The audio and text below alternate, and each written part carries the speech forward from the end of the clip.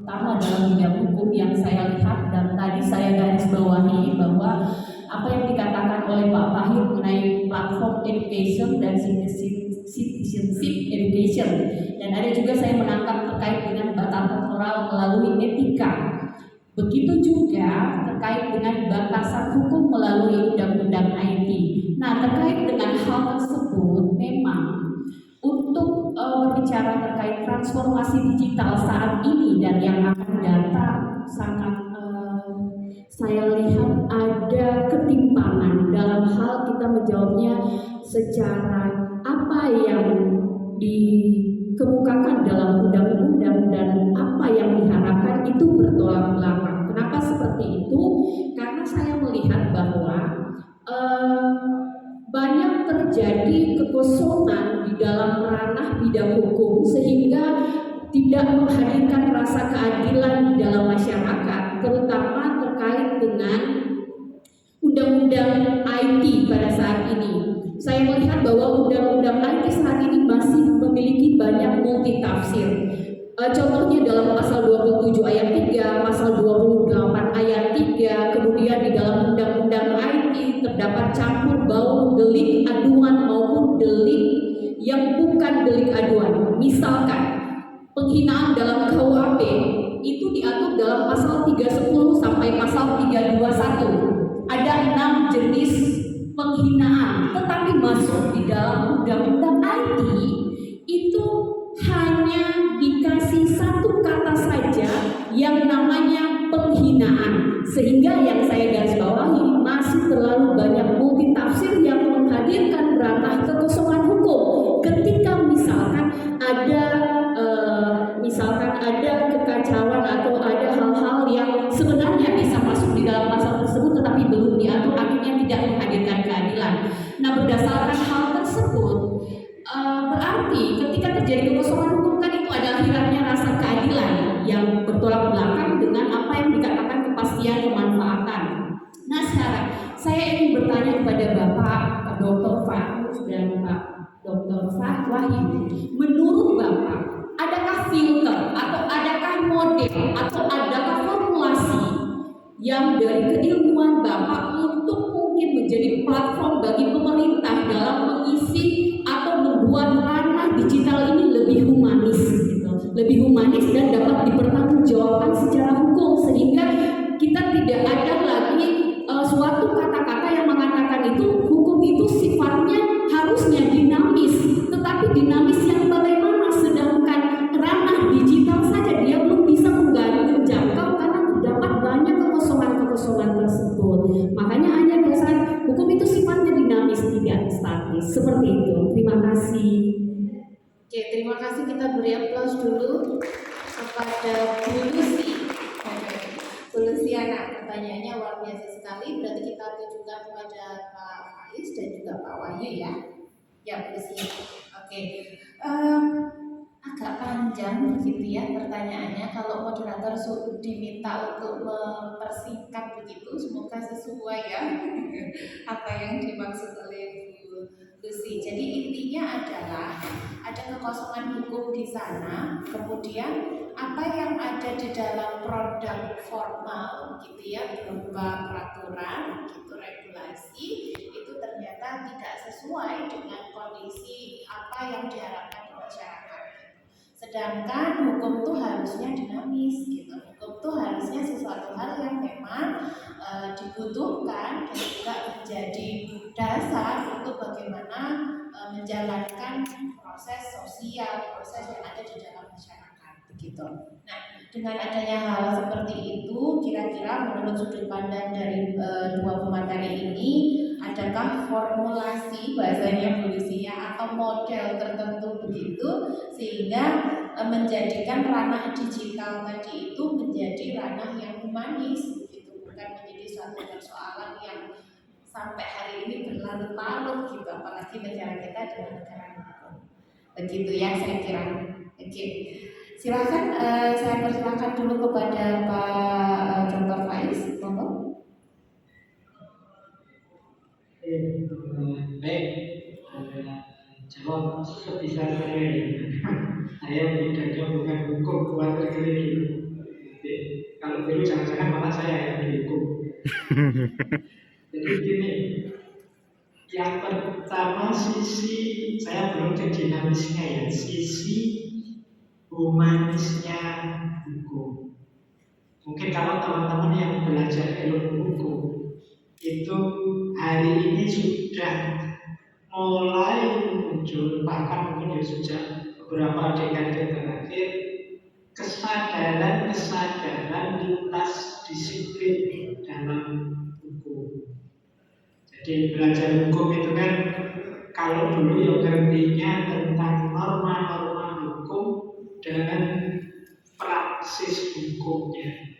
Norma-norma hukum itu ya tentang aturannya, mana boleh, mana tidak boleh, kalau melanggar ini hukumannya berapa tahun dan lain sebagainya. Kemudian ada praksis hukumnya. Praksis hukum itu yang berhubungan dengan aturan perundangannya. Aturan misalnya kalau ada yang salah, hukumannya gimana, merumuskan hukum aturannya seperti apa, siapa yang punya wewenang, apa punya tanggung jawab apa dan lain sebagainya. Jadi kalau yang lama itu ngertinya dua, belajar hukum itu yang tentang norma hukum sama praksis hukumnya. Tapi belakangan muncul kesadaran baru, kesadaran lintas disiplin ini, bahwa bicara hukum ya tidak sekedar tentang norma dan mekanisme penetapan serta penerapan hukum, tapi juga berhubungan misalnya dengan sosiologi hukum. Nanti ada, kalau teman-teman yang hukum pasti ada lah mata kuliah itu dari sosiologi hukum, psikologi hukum, bahkan ada filsafat hukum, nanti ada antropologi hukum, bahkan ada. Ini bagi saya menambah wawasan baru yang luar biasa terhadap ilmu hukum hari ini. Jadi menetapkan hukum itu ya tidak sekedar berurusan dengan bagaimana cara ditetapkan dan cara menetapkannya, tapi juga memperhatikan sisi psikologis, antropologis, filosofis, sosiologis dan lain sebagainya. Jadi semakin kaya. Ini nanti mengimplikasikan bahkan ya ahli hukum itu sebelum menetapkan sesuatu ya seyogyanya juga mendengarkan suara-suara alternatif dari bidang yang lain. Ini kalau hari ini kan populer sekali istilah interdisipliner, transdisipliner, multidisiplin dan lain sebagainya, termasuk dalam ilmu hukum. Nah ini mungkin penting ya, sisi humanisme hukum itu kita bisa masuk dari sini. Nah yang kedua adalah tadi mintanya kira-kira kalau dari perspektif saya tentang dinamika hukum ini kalau di filsafat itu misalnya saya pakai teorinya Habermas. Nah hukum itu kan Habermas itu kan membaca dunia jadi tiga, ada dunia objektif, ada dunia subjektif, ada dunia intersubjektif. Kalau yang objektif ini yang pasti benar, berhubungan dengan kenyataan, fakta empiris. Kalau yang subjektif ini pemahaman masing-masing. Setiap orang yang beda-beda. Misalnya tadi ibu punya pendapat, menurut saya hukum ini tidak memadai. Nah, mungkin ada orang lain yang punya pendapat justru sudah memadai dan lain sebagainya. Ini namanya kebenarannya level subjektif. Nah, ada kebenaran level ketiga, namanya kebenaran intersubjektif. Kebenaran intersubjektif itu yang bertemunya pandangan antar subjek. Jadi yang disepakati yang mana kemudian. Nah ini hukum itu kalau versinya Habermas ada di dunia ketiga ini, dunia intersubjektif. Jadi pasti tidak akan nyampe ke tataran objektif bahwa dia benar secara universal apapun dimanapun untuk situasi apapun. Jadi karena yang bisa begitu itu hanya ranah objektif. Dan juga kita tidak mungkin juga mengandalkan yang subjektif. Nanti kalau mengandalkan subjektif dan jalan, setiap orang berkomentar berpendapat. Ranah hukum itu ranah yang intersubjektif, hasil kesepakatan. Nah, berarti apa problemnya? Yang perlu kita cermati adalah proses lahirnya kesepakatan ini. Jadi kalau di teorinya Habermas ini ranah komunikasi namanya. Sejauh mana pengambilan kesepakatan itu melalui proses yang sehat. Nah, kalau di Habermas itu misalnya ada teori ruang publiknya harus sehat. Ruang publiknya sehat itu misalnya setiap suara diizinkan untuk bersuara, didengarkan, dihargai, tidak ada pemaksaan-pemaksaan untuk berpendapat atau mengikuti seseorang, sesuatu dan lain sebagainya. Namanya ruang publik. Kalau ruang publiknya tidak sehat, ya nanti keputusan hukumnya atau kesepakatan hukumnya bisa jadi diskriminasi juga. Nah, ini syarat keduanya itu. Tentu saja perilaku semuanya saja juga harus punya etik. Kalau istilahnya itu etikanya namanya etika diskursus, etika untuk mengambil kesepakatan bersama. Jadi boleh setiap orang berpendapat sesuai aspirasinya, tapi nggak boleh memaksakan diri, karena kadang-kadang kesepakatan itu diambil dengan berbagai pertimbangan, kemudian pendapatnya kemudian kalah tadi, sehingga apa tidak dipakai, yang dipakai yang sesuai hasil kesepakatan, misalnya, ya itu wajar seperti itu. Dan semua suara bisa diakomodir, tapi kan didengarkan sebelumnya semua. Jadi orang tidak boleh memaksakan pendapatnya, juga dilarang untuk menghalangi orang untuk berpendapat. Nah, ini proses-proses mengambil kesepakatan. Kalau dalam hukum berarti kesepakatan hukum, ranahnya namanya intersubjektivitas. Kalau saya lebih melihat di situ. Jadi sejauh mana sih keputusan hukum yang diambil itu sudah etis. Nah, etiknya komunikasi itu ya etika diskursus tadi, tidak menang-menangkan pendapat itu harus mesti benar, atau orang lain tidak boleh berpendapat, tapi juga tidak kemudian memaksakan diri untuk pendapatnya harus diterima.